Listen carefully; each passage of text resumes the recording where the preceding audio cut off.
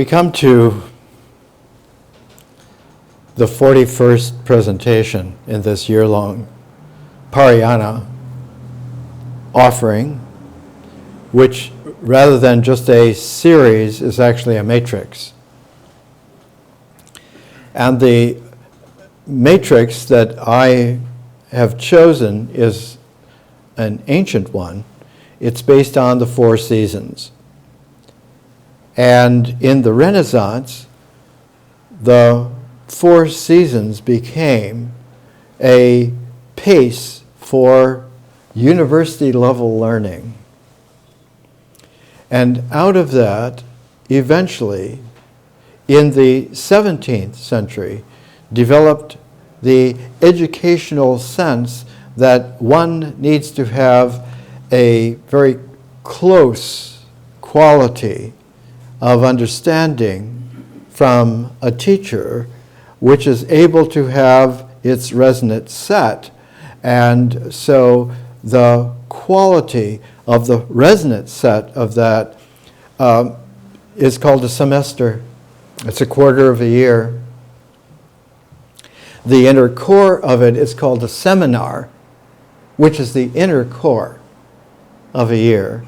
And so a year became, like the annual cycle of the 4 seasons, the quality of the way in which education in the succeeding centuries became more and more the quality of the pace of learning. But in the 20th century, with the catastrophic occurrence of the First World War, a new, rather insidious as it turns out, quality of control came into play. And because of the First World War, because of the complete ripping up of all of the matters of decorum of the civilized world, a new cult of efficiency came into play in the world that dominated increasingly in the 1920s the sense of what it is that we are going to do, because this is what we're doing, which is the way in which we're going to live. And very early on in that new regime, a book was written by a man named Robert Callahan, and it was called The Cult of Efficiency. The introduction and insistence on business practices as the metronome for education on the higher levels, especially on university learning. And most of the developments that happened since the 17th century that eventually refined themselves in the early 20th century, just after the 1890s, was a sense that we have to have a progressive, pragmatic education. And the number one person who brought that quality of learning into its new scalar was John Dewey. And he wrote a book in 1902 with his daughter, Evelyn Dewey, called Schools of Tomorrow. And progressive education became a pragmatic learning because experience was seen as a primal horizon. And that experiential horizon then was the source for a new sense of structures of education, which were fed by currents that had developed in the 19th century, many of them like Pestalozzi or some other educators who took a cue from the great 17th century educator John Amos Comenius, who was the first to understand that if you have a central book which could be the catch-all for all of the, like the roundhouse for all of the rail lines that go out of it, a catch-all introductory text, a textbook. And John Amos Comenius made the world's first textbook. And it was called the Orbis Pictus in Latin, the world in pictures, because it began with the education of children. And it used simple pictures to teach the language, the lingua franca in Latin, so that it could apply to whatever language you were teaching. The textbooks could be adjusted to whatever the language was of the people in those districts. And though John Amos Comenius was from the region that we now recognize as the Czech Republic, from Prague, then it was called Bohemia. His educational acumen was stimulated by his contacts with England, but the country that most seriously took Comenius to its heart was Sweden. And so the king of Sweden brought Comenius there to Stockholm. And he was lured away from an England that was already planning to make an experimental introduction of Comenius's education in the colonies of the New World in North America, specifically the American colonies, not for the American colonists so much, but to go back primordially to make an Indian school, to teach the native New World peoples the language of the Orbis Pictus, and to be able to then bring them back into a simpatico with the developments of European education and European living. And to this end, one of the great endeavors that was begun was the understanding that there should be an understanding based on written Indian languages. And this was unheard of because no one ever thought of written Indian languages in the sense of a discursive alphabet, a discursive language. They had pictographs that had become very, very sophisticated. And in fact, as the 17th century turned into the 18th century, more and more sophistication came in American Indian pictographs. And by the 19th century, one was able to put together an understanding of many pages, of many cubicles of American Indian sign language that was able to be conveyed. But that is when the emphasis shifted that it has to be a written language like European languages. That the pictographs take one back to Paleolithic things, Paleolithic cave drawings or rock drawings, or like Chinese ideographs and so forth. All of this was mitigated early in the 1800s in the 19th century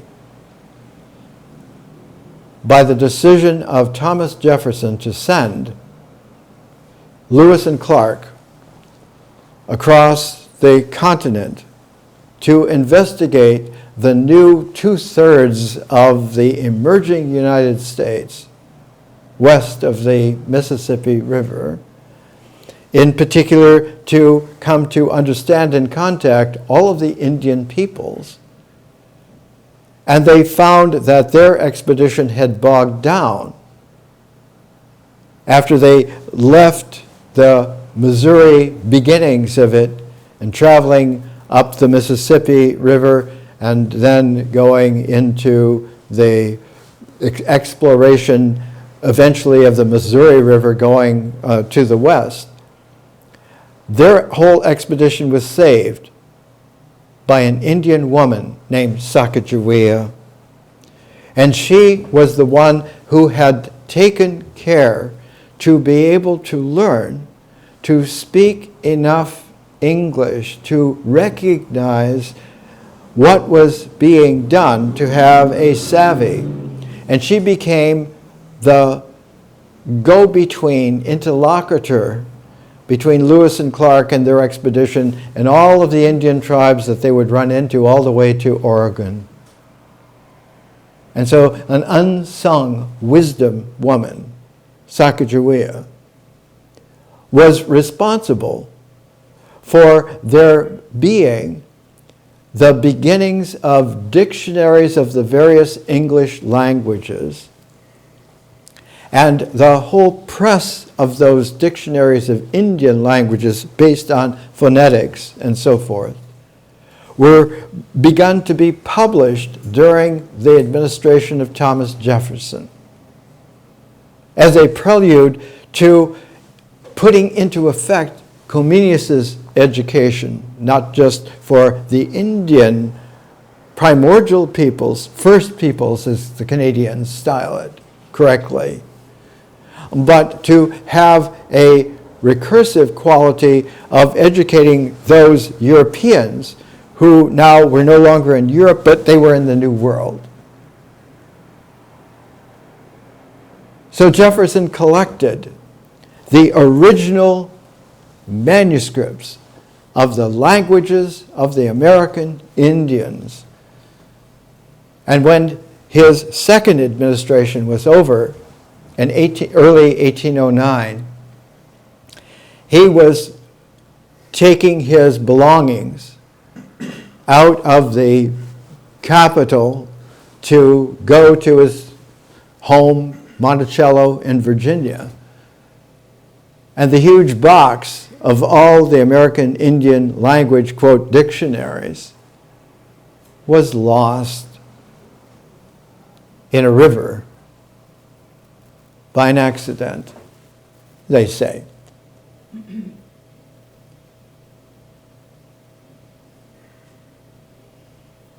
It brought to the end an initial quality of interchange on the basis of Comenius and all of the developments that were happening in the 1800s in learning, in Europe especially, many reforms. And by the time that Jefferson's resonance came to its conclusion in the two administrations of himself, the two administrations of Madison, who was his right-hand man, the left-hand man, as it were, James Monroe, two administrations, and then a final seventh generation of this whole second revolution of the United States in the administration of John Quincy Adams, who was science bent. His father, John Adams, by that time had raised John Quincy Adams to be appreciative of Jefferson's great science, which was based upon Franklin's original science.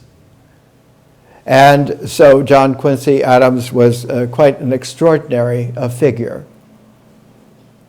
And also considered, because of his mother Abigail Adams being an equal to his father John Adams, John Quincy Adams honored his wife Louisa as being on the same par as himself, and she showed great courage and intelligence in her life. They were assigned in one particular diplomatic origin of being in Russia on the ambassadorial level, and he was reassigned much further south in Europe, and she had to close up the house and journey literally by herself with just a few of their precious belongings and so forth, and she showed immense courage in being able to muster this.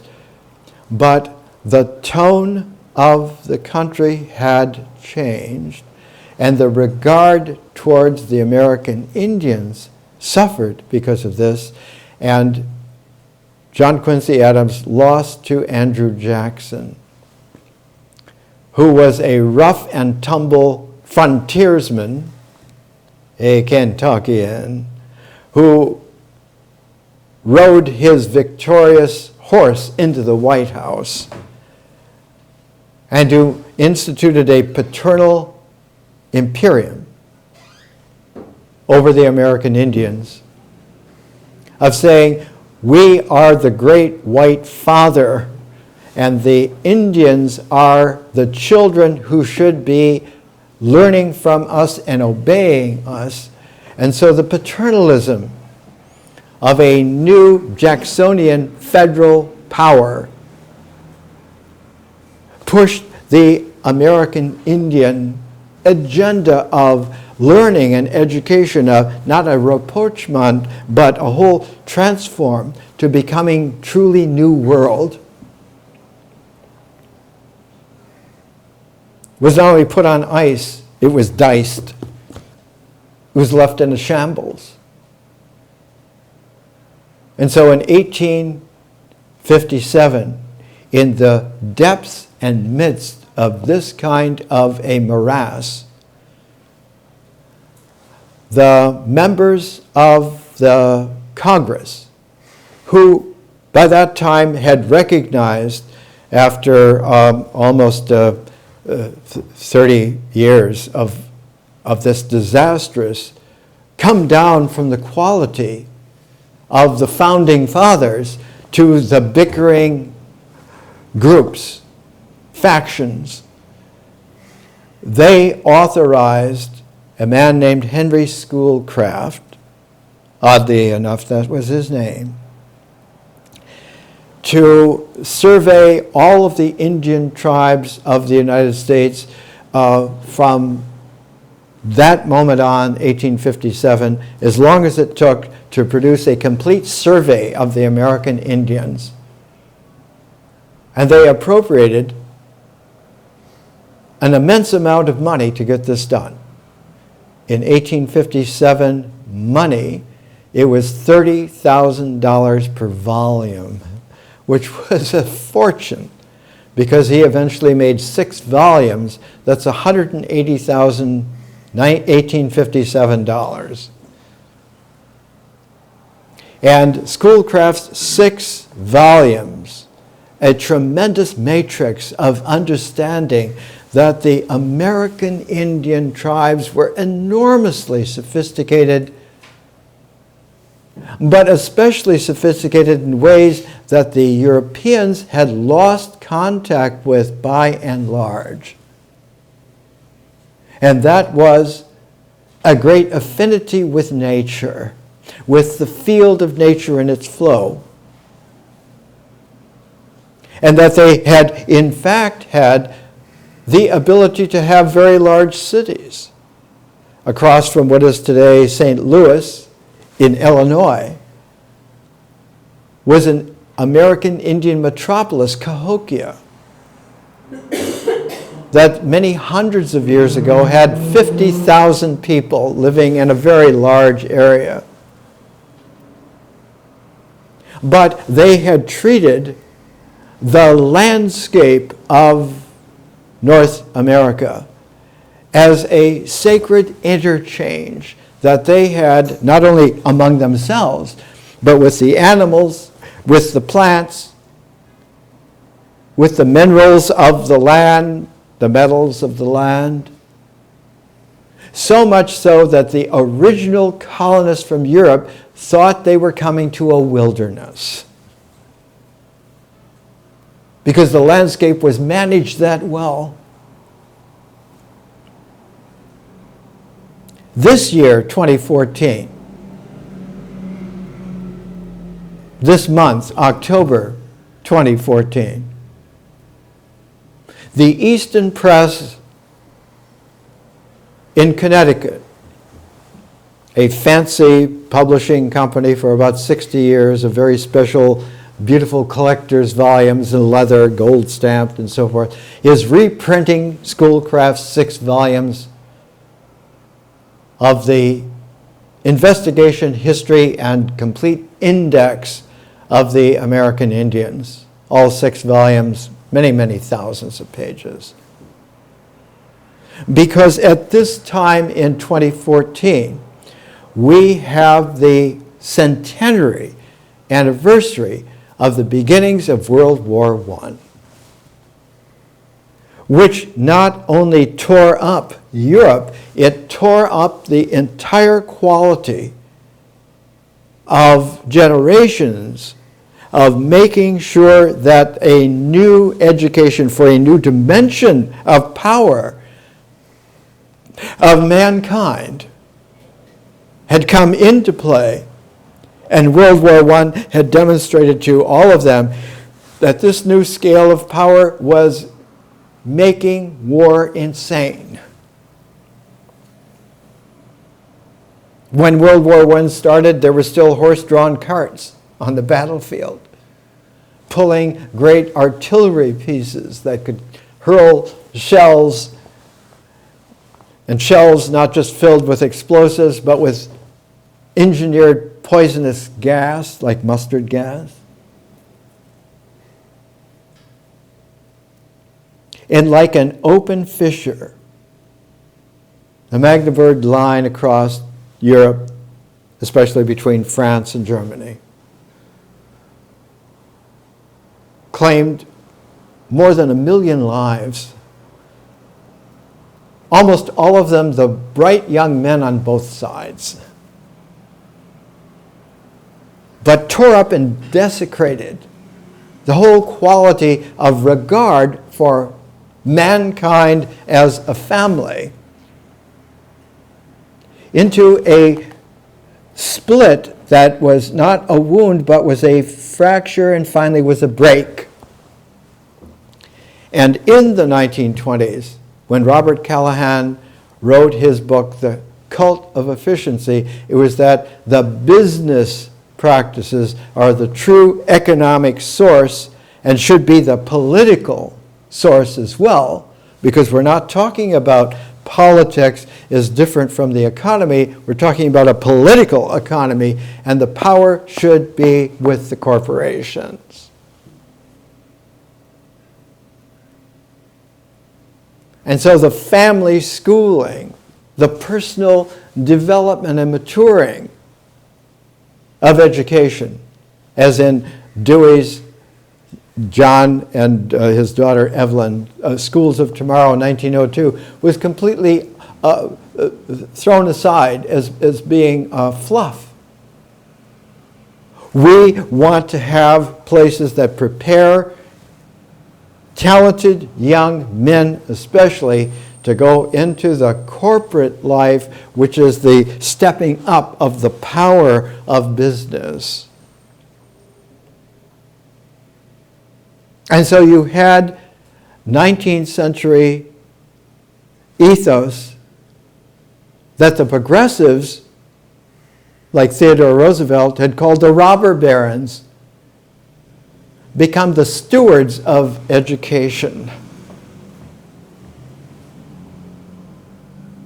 And a great repulse of this was a minority of congressional people, of learned people, to understand that one of the bequests of the 19th century development of an ecumenical education had been to not only fund Schoolcraft with his giant 6-volume study of the American Indians, but to seed in all of the states especially that were on the new interface with the European colonial past and the Western American future, that those states especially should have state universities that were funded to educate a population. They were called land-grant universities. I happened to attend one of those land-grant universities for 5 years in the late 50s, early 60s, the University of Wisconsin, which still had qualities of that land-grant ecumeny that we can not only find out about all things, but we can find out about each other, which meant that there's a concourse that is there in education, and that's the progressiveness. And the progressiveness was an understanding, very deep, not yet articulated in the way in which can be articulated now, but the progression was a dynamic, not only of learning, but of civilization. It was a time-cued dimension of reality on the level of civilizations. And that the basic transform was to take isolated cultures and acquaint them with many, many different cultures as a platform by which they could understand that there's an overarching sky to all of this landscape of different cultural plots, and that that overarching sky was the civilization of mankind. That included, a la American Indians, the plants in their ecology, the animals in their humanity and compassion, the mineral resources, the metallic resources, but especially each other as the human family resource.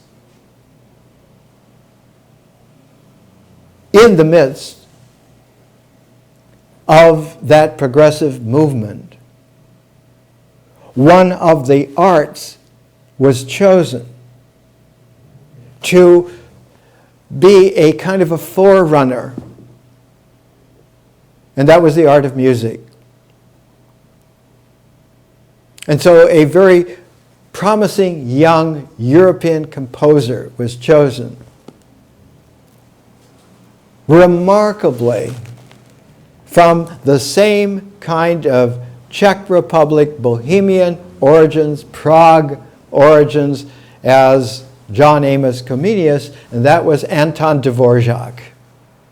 And he was brought specifically to understand New World music and wrote a great symphony called the New World Symphony. When he was brought, it wasn't to hear how the colonial music had developed. It was to hear how the primordial peoples had developed musically.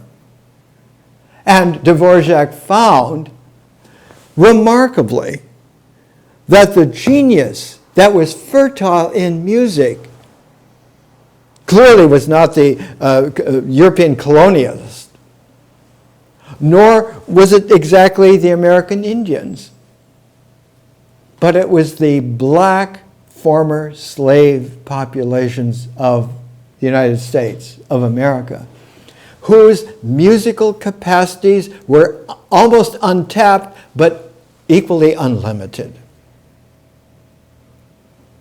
And so you had in New York City the realization at the same time as World War I was tearing up everything that there is a completely new fertile field. We don't have to remain university-oriented to develop this.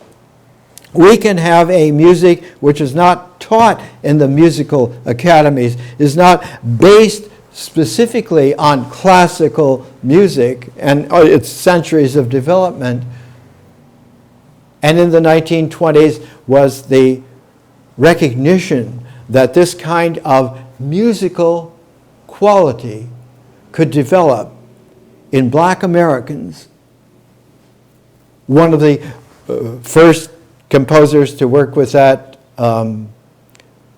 in a masterful way became Duke Ellington, who during the 1920s and into the 1930s and so on recognized that there is a quality that is not encompassed by the chamber music or the symphonic music of the classical era, but in this interface is a quality of the big band. And so Duke Ellington became one of the classic great developers of compositions for a big band, which also included showcasing someone who was a soloist, and at the same time that he was doing this, another great 1920s figure in black American music, not this time from New York City, but from the South, from New Orleans,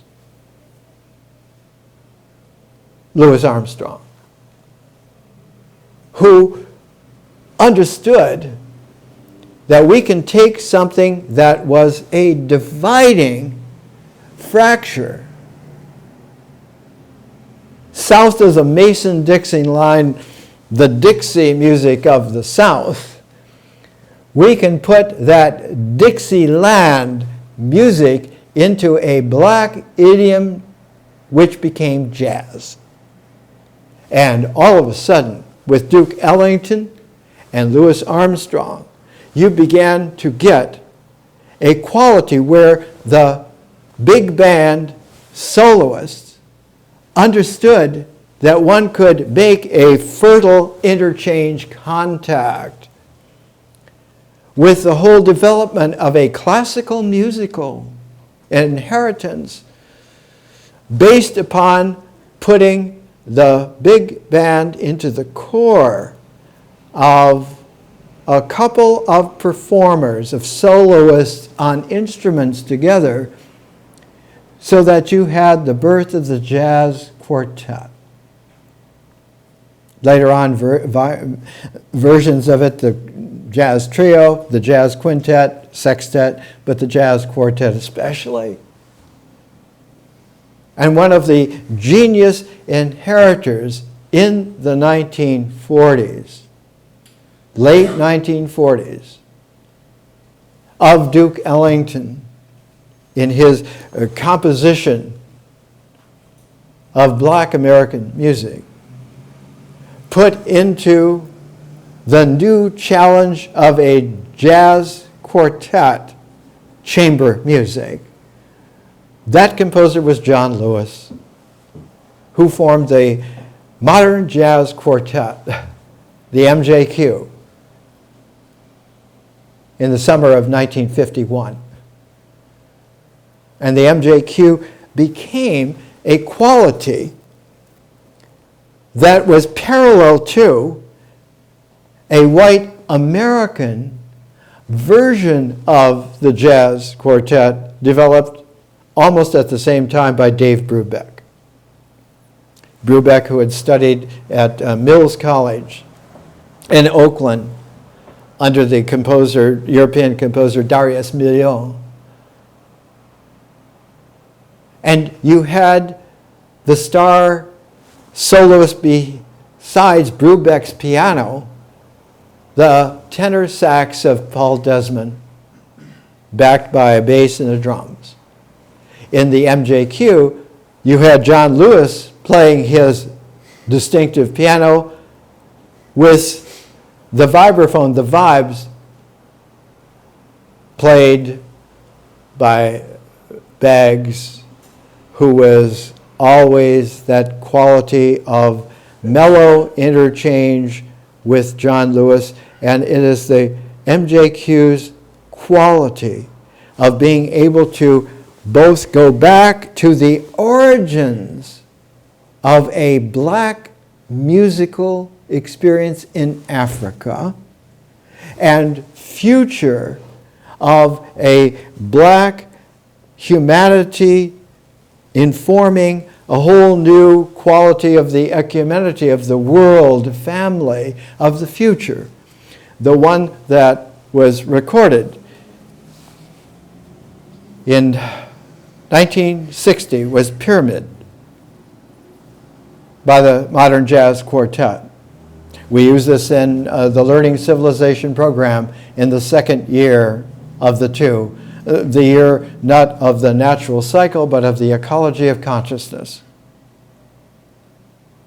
But the taproot of Pyramid that came out in 1960 was the recognition by John Lewis that the music they were playing was a third stream music. It wasn't just a jazz, it wasn't just a challenge to classical music, but was a third resolving stream, a stream of consciousness that in the ancient Hermetic way made a transform of both so that they became something new shared by each other. This album, again by Atlantic Recording, came out in 1957. And one of the European composers that first began to recognize that John Lewis was a genius like Duke Ellington had been a genius of transforming the big band and the soloists, to John Lewis transforming the jazz quartet. And it was amazing because Gunther Schuller became one of the first European composers to understand that this was a fertile field between Ellington and Lewis, Duke Ellington and John Lewis. The genius of Afro-American music began a transform of the listening, feeling, toned sensibility by which the whole mythic horizon is able to transform its image base, its preparations of meaning in the symbols structure of understanding, but reflexively goes back to changing the way in which the prep happens in the ritual base. Not just the actions, but the things used in the actions. The ritual implements, the ritual actions.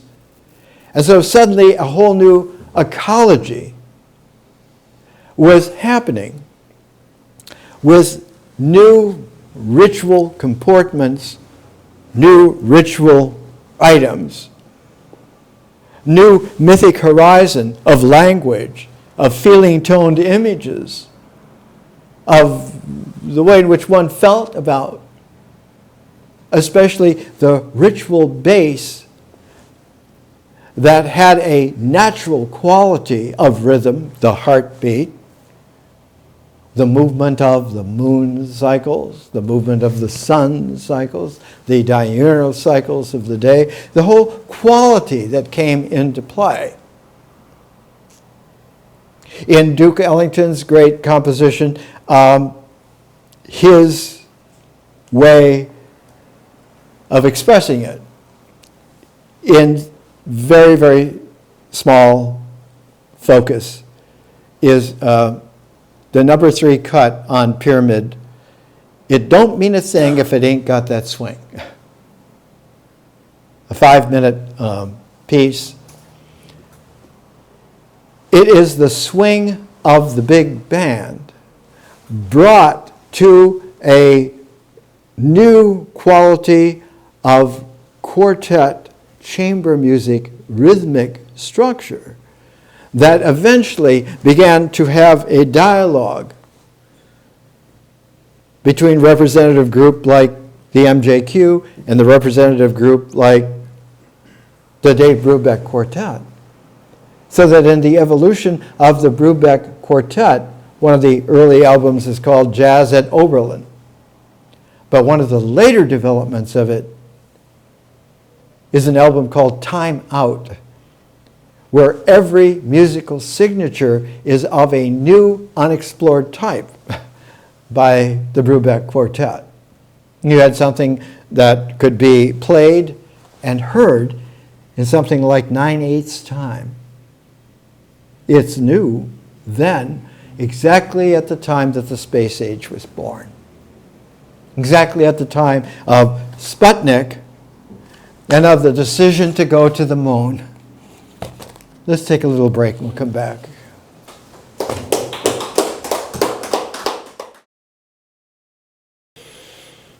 Let's come back. We're at 2014, very late, October 11th. We are heading into 2015, which is an epical year. The traction of a new scalar of civilization will receive in 2015 great confirmation, both from the pivot and from the farthest limits of actual exploration. The farthest limits, that mission is called New Horizons, appropriately. And New Horizons will come into play with Pluto as the farthest planet that we will have sent our technological inquiry and instruments to. Pluto and its large moon Charon and 4 smaller moons. Pluto with Charon is actually almost a double planet. It is 3 billion miles away. To give you an idea, Saturn is only 1 billion miles away. The second is that later in 2015, towards the summer, not just the early months of like January, February,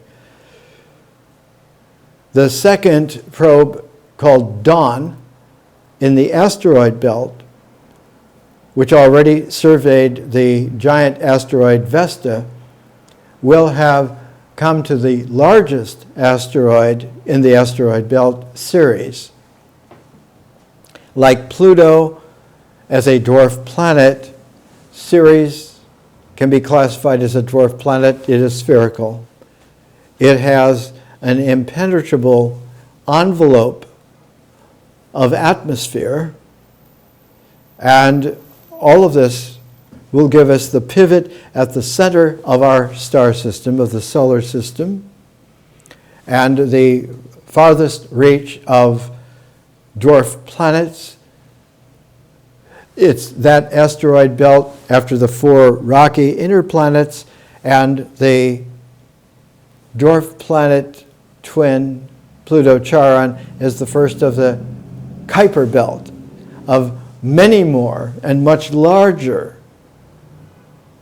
than asteroids, of which already we have discovered one of the new Kuiper belt objects, Eris, originally named Xenia for a female hero in the television and cartoon era, is larger than Pluto. And many other large Kuiper Belt objects. And just as the asteroid belt has thousands of asteroids, the Kuiper Belt has hundreds of thousands of items. And way beyond that, almost to the stretches of star system imagination, is a great sphere called the Oort cloud, named for Jan Oort, like the Kuiper Belt is named for Gerhard Kuiper, who was Dutch and then spent his time at the University of Chicago. The Oort cloud has millions of objects that occasionally receive a gravitational perturbation from interstellar qualities, passing waves of gravity, and items from the Oort cloud become comets. So that the recent expedition that just got to one of the comets, the European Rosetta Stone asteroid, is able to now give us an even more detailed version. The comets already have been contacted by, for instance, the Japanese Astronomical Association, JAPA. So that we have now a fertile cusp happening from this moment in 2014 into the middle of 2015. And all of this will have an accumulated resonance so that the second half of 2015 leading into 2016 is one of the great watershed resonance dates in an emerging new quality of civilization. Heralding 2017 as an epochal year by which the preparation of centuries will have come to a very active fruition. Not yet a full maturity, that is yet to come. But it will be active enough in an in-depth, largest way that the time dynamic will be understood and the space dimensions will be understood in such a way as to distill all of the transformations that have happened up until then, up until now. So that the time forms of civilization that we are exploring now in the Parayana, that were first mooted 6 years ago in the paired phase transforms, 1 year condensation of the 2-year learning civilization program, sort of a graduate level of the learning civilization. Now the Parayana is a postgraduate level, takes us into a postdoctorate level, to a quality of being able to appreciate that what we have been living with, living through, is not only comprehensible, it's encompassing. Encompassing of a distillation that gives us an ability that was not apparent before, though was present in a few individuals, in a few groups, constantly building. And one of the qualities of challenge that we are now in the Parayana able to recognize is that this huge carrier wave as a time form of civilization has a reference preparation, a reference wave, leading us by about 350 years. But that the pivotal middle of a 2,000 period of carrier wave cycles, the middle of which is a millennium. And that just as carrier waves have a reference wave, reference waves themselves have a referential beginning as well for millennia. So a millennial reference wave is very powerful in terms of power, whereas the reference wave for a carrier wave is very deep in wisdom. And eventually, with maturity, one is able to balance the wisdom with the power. But initially, because of there not being a capacity to learn in a more comprehensive, encompassing scalar of consciousness, the dimensions of science are not fully understood in their analytic. The dimension of history, which is a process, complex process that develops science into its analytic capacities, is largely distorted and reflects back upon those who are making history, the art of person making. The distortion of the historical circumstances begins to have a recursive effect on the ill preparation, not to say the damaging, not to say the injuring, not to say the killing of the art of persons and the persons themselves, but obviates the whole visionary field out of which that ecology of consciousness actually occurs, really sustains.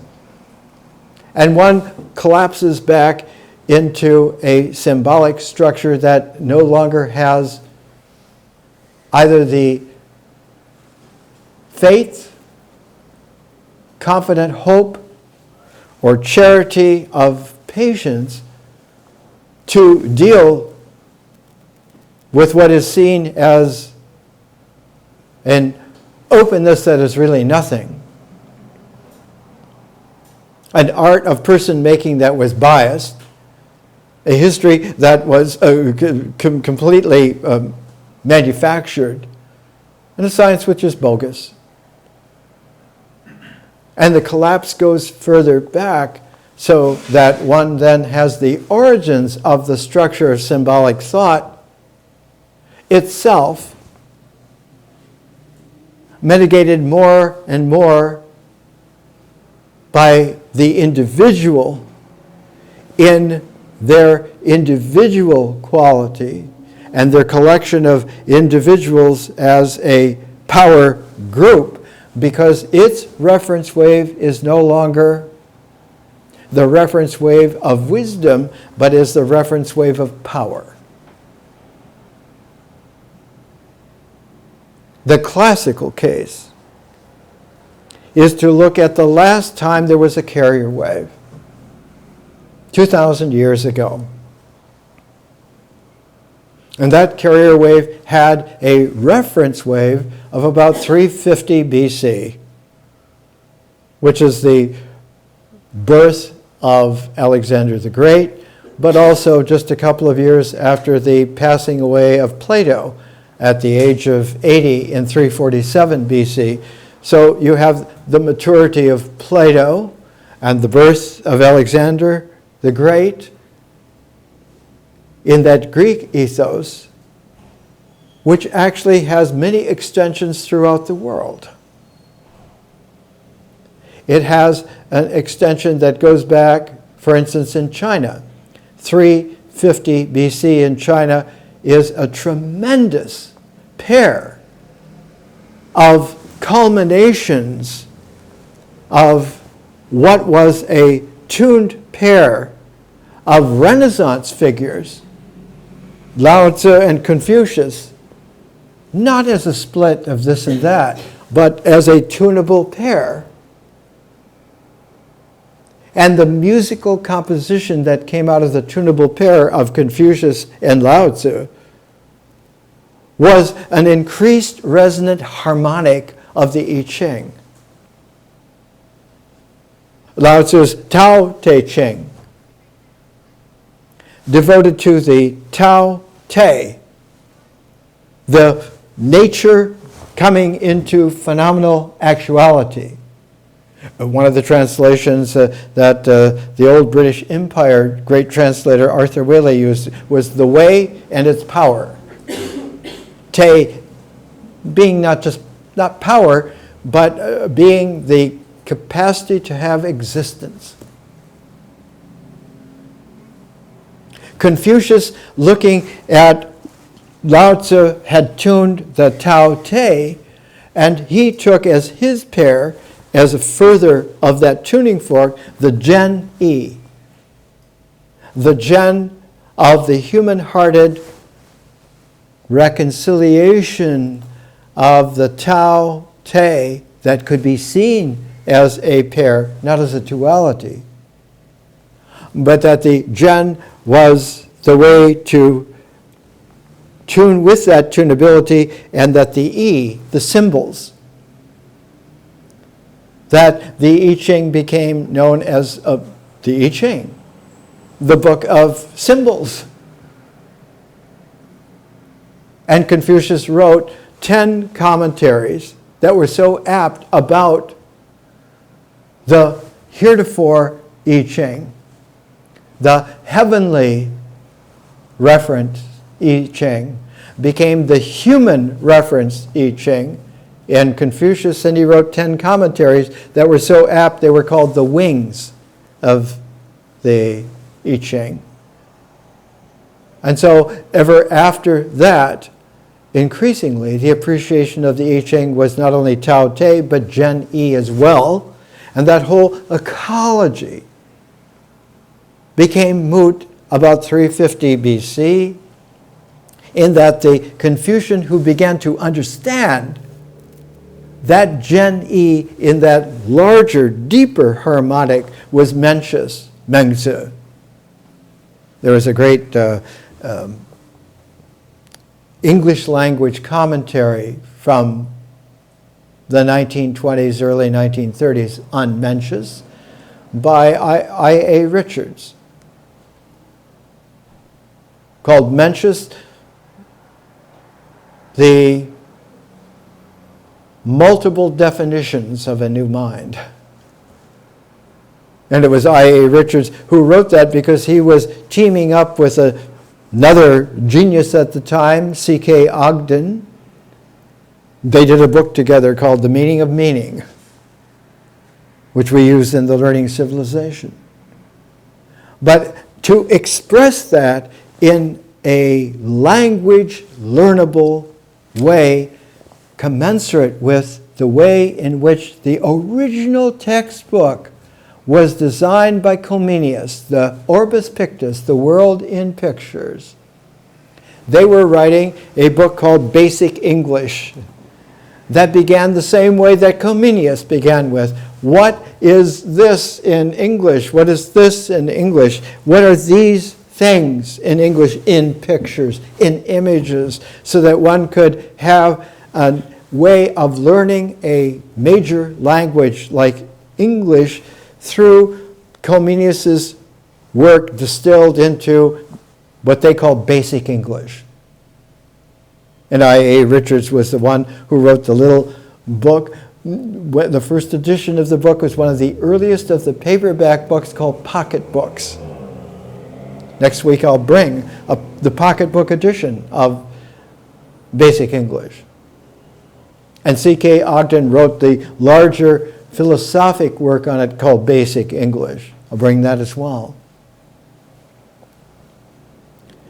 Confucius, transformed by Mencius, was at the same time that Lao Tzu was transformed by Chuang Tzu. And so Mencius and Chuang Tzu, about 350 BC, bring the Renaissance figures of Confucius and Lao Tzu into play in a new way, so that some 350 years later, you had the explosion of a new quality that was dwarfing the previous power structures.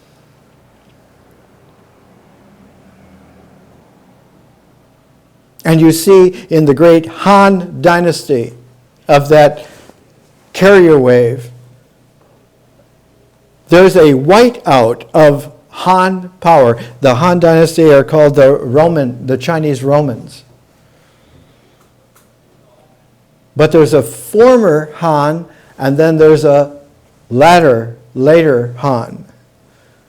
And in between, there's a period where it blanks out, it whites out, because they lost power across the board, and it was only painstakingly reestablished, and that's exactly at the time of 0 BC 1 AD, with several years on both sides.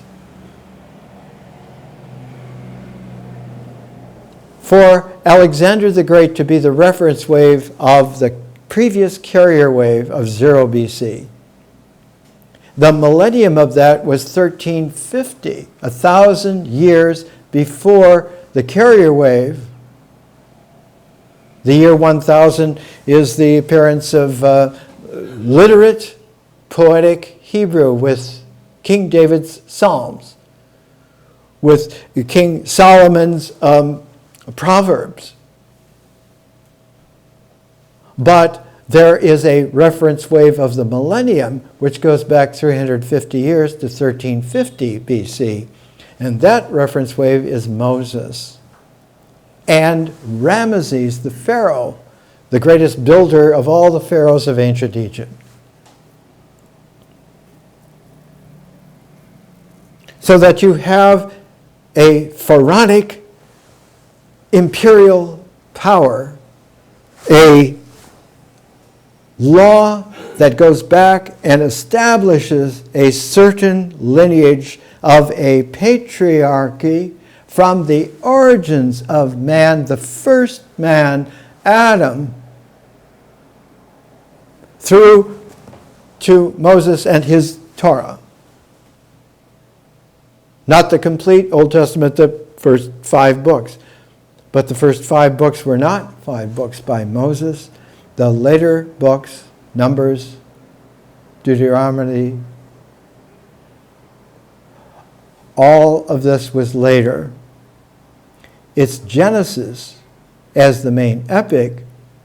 It's Exodus as the outcome of that epic, now with the establishment of a new emergence that goes back and is a recovery of what had been lost before, what had been lost from 400 years of slavery in Egypt that didn't, as later Alexandrian Jews put it, it was a period of slavery in which the Egyptians and almost nobody understood Joseph. Joseph is the great-grandson of Abraham, who saved Egypt from catastrophe and famine, a Jew. Abraham, who received the quality of welcome first by Egypt, and the allotment of great wealth in terms of animals and so forth, by what turned out to be a subterfuge. He said his wife Sarai was his sister, and she was a half-sister to him. So it was a half-truth.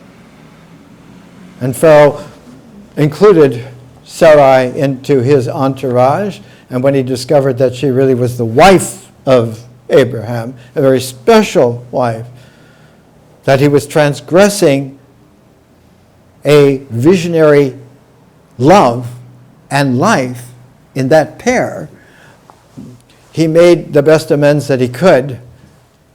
He gave wealth and payment, animals and payment to Abraham for the transgression, and allowed him to go back to his promised land, now equipped to really inhabit that promised land. So that Moses, as a reference wave of power, is a reference wave that makes a Torah, an encoding of this patriarchal lineage that from Abraham restored now, when she became pregnant and gave birth, Sarai became Sarah.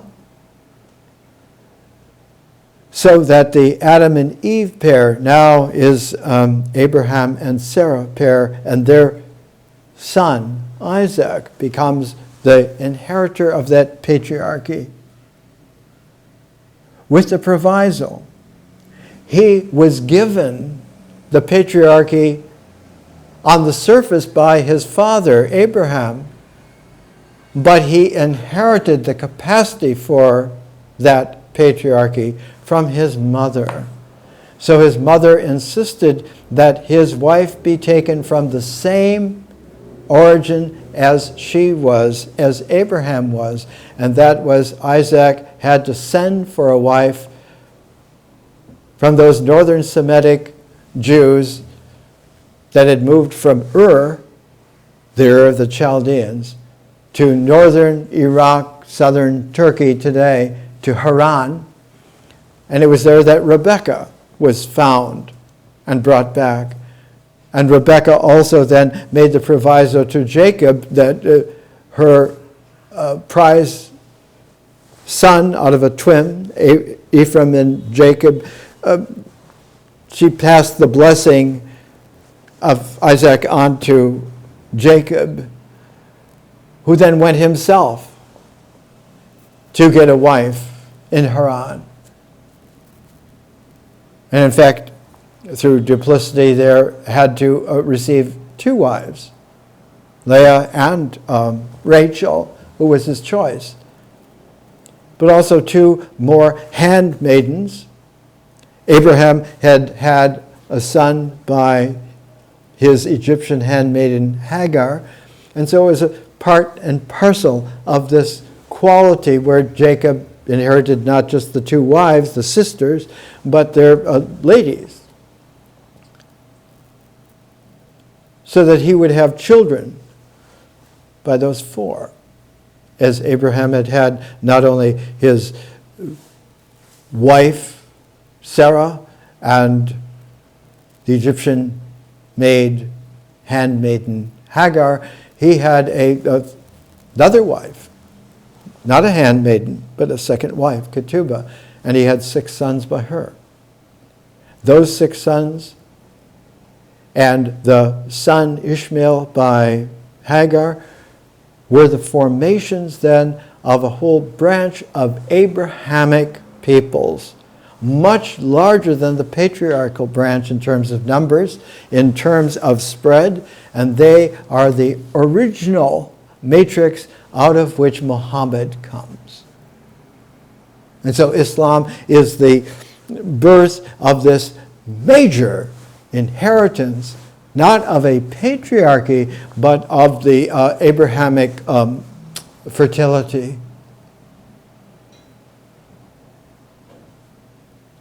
So that the reference wave, which is a 2,000-year period from Moses, that goes, yes, to the millennial for reference waves to Alexander the Great, but the carrier wave of that millennial reference wave goes another 1,000 years to 650 AD. And so what is carrier wave referentiality for Moses and his Torah is Muhammad and his Quran.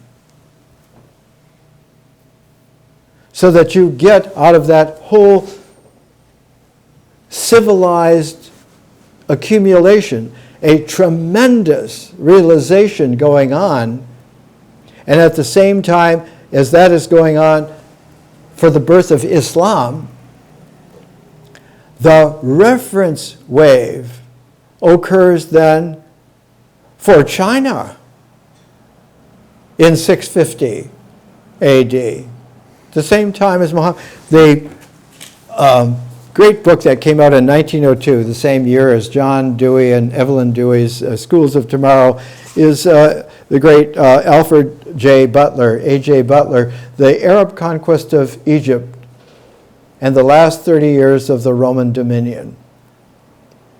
Oxford, 1902.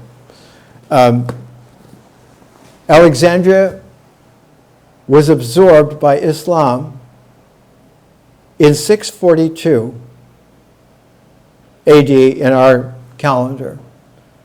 Muhammad lived until 632. Within 10 years of the death, of the ascension of Muhammad, Islam was powered enough to not only conquer Egypt, but to come into possession of Alexandria.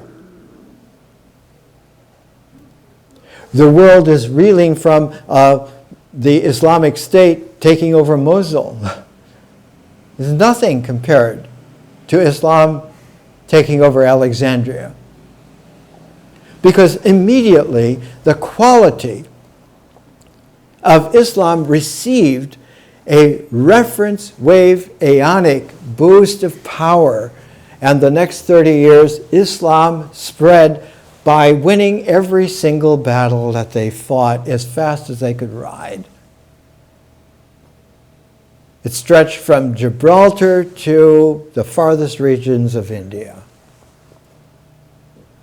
Within 40 years, one active lifetime of Muhammad, Islam became one of the largest swaths of civilization, which they took rationally, rightfully, as the sign of support.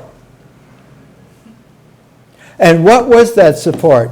That the reference wave for the carrier wave of civilization that had been largely Jewish transformed into Christian